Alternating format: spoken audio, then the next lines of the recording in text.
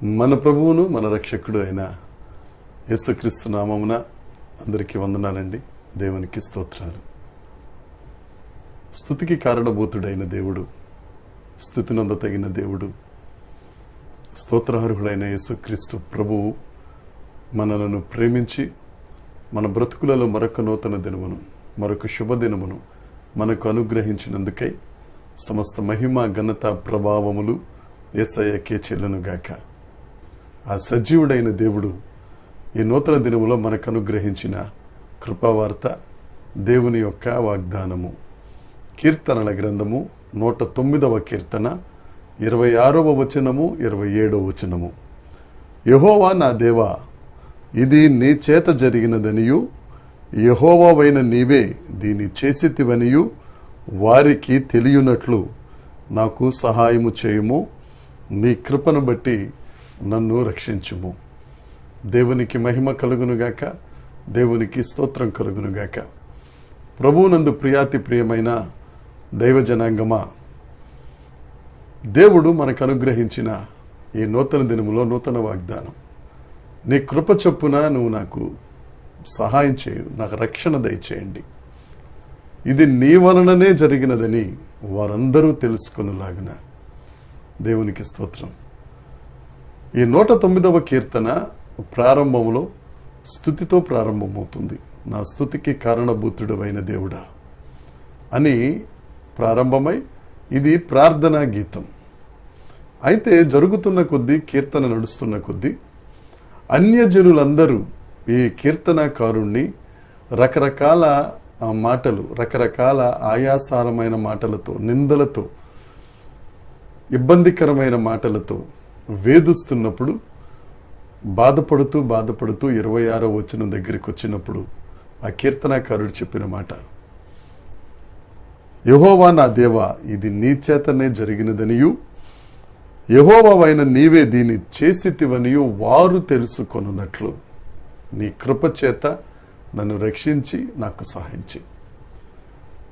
యేసుక్రీస్తు ప్రభువుని నమ్ముకుని, యేసుక్రీస్తు ప్రభువుకి ప్రార్థన చేస్తూ, క్రైస్తవులని పేరు పెట్టుకుని, ఆయన దగ్గర పాప క్షమాపణ పొందుకుని, యేసు రక్తము చేత కడుగబడిన మన జీవితాలలో ఏదైనా శ్రమ వచ్చినా, కష్టం వచ్చినా, నష్టం కలిగినా, మన సొంత వారే కానివ్వండి, మన బంధుమిత్రులే కానివ్వండి, లేకపోతే సమాజంలో మన స్నేహితులు అనుకున్న వారే కానివ్వండి, వారు ఏమంటారంటే, దేవుణ్ణి నమ్ముకున్న తర్వాత కూడా మీకు ఈ కష్టాలేంటి, మీ దేవుడు ఏమాయను అని రకరకాల మాటలు అంటున్నప్పుడు మనం ధైర్యం తెచ్చుకోవాల్సిన మాట, దేవుడు మనల్ని పరీక్షించడానికే, దేవుడు ఈ గాఢాంధకారపు లోయలో మనతో పాటు ఉండడానికే, దేవుడు ఈ కష్టకాలంలో మనలను ఆయన కనుగొని, మనలను ఎత్తుకొని, మన పాదములకు రాయి తగులకుండా ఈ శ్రమ అనే లోయ నుండి తప్పించి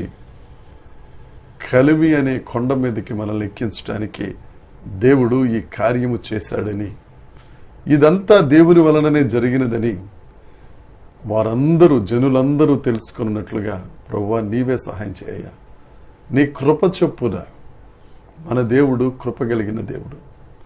నా ప్రియ సహోదరి, సహోదరుడా, నువ్వు ఏ కష్టాల్లో ఉన్నావో, ఏ ఇబ్బందుల్లో ఉన్నావో, నా అనుకున్న వారే నేను నిందల పాలు చేసినప్పుడు, ఇదే 109వ కీర్తనలో ఆఖరి భాగంలో ఉంటుంది, వారైతే శపిస్తారు కానీ నీవైతే దీవిస్తావు, వారైతే నిందిస్తారు కానీ నీవైతే ఆశీర్వదిస్తావు. మన దేవుడు కష్టాల్లో సహితం, లోయల్లో సహితం, శ్రమంలో సహితం విడువక ఎడబాయక మనకు తోడుగా ఉండి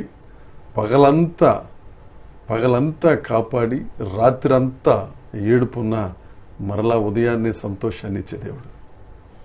నువ్వు కష్టాల్లో ఉన్నావా, నీకొక నిరీక్షణ మాట. నువ్వు నిందల్లో ఉన్నావా, నీకు ఒక ధైర్యాన్ని ఇచ్చే మాట. ఇదంతా దేవుడే చేశాడని, ఆయన కృపచేత నిన్ను రక్షిస్తారని, ఈ కష్టాల్లో నీకు సహాయం చేసే గొప్ప సహాయకుడు మనకున్నారని. మనం కష్టపడతా ఉంటే చూస్తా ఊరుకునే దేవుడు కాదు మన దేవుడు. మనం కన్నీరు పెడతా ఉంటే సంతోషించే దేవుడు కాదు మన దేవుడు. తల్లైనా మర్చిపోవచ్చు కానీ మనల్ని మరువని దేవుడు, మనల్ని విడువని దేవుడు. ఆ దేవుడు నీకు సహాయం చేయబోతున్నారు. ఆ దేవుడు ఆ కృప చూపించి నిన్ను రక్షిస్తారు. ధైర్యంగా ఉండు. యేసయ్యను నమ్ముకో, ఆశీర్వాదాలు పొందుకో. నమ్ముకున్న వారిని సిగ్గుపరిచే దేవుడు కాదు మన దేవుడు. కాపాడే దేవుడు.